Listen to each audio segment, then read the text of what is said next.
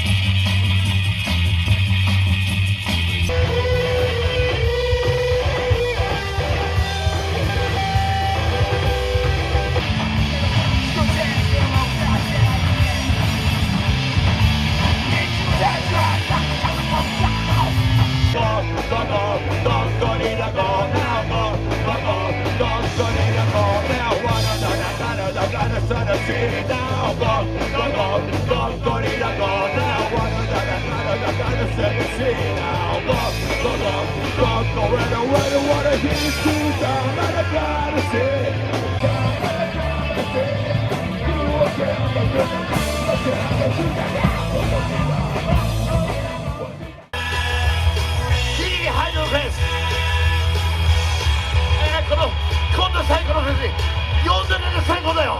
ありがとう。オールライトでぶっ飛ばせ。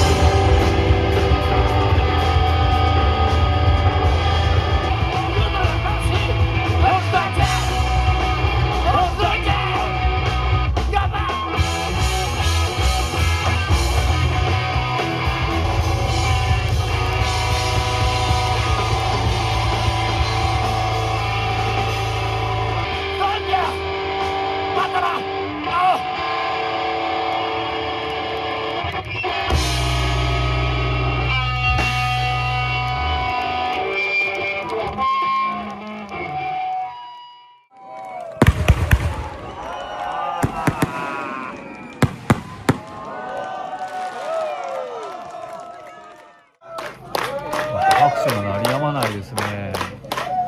アンコールやってもらいたいですね。すごかったもんね。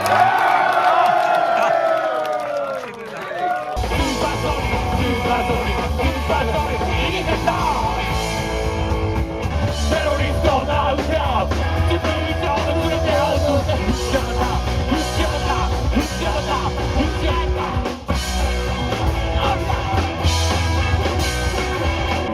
バカ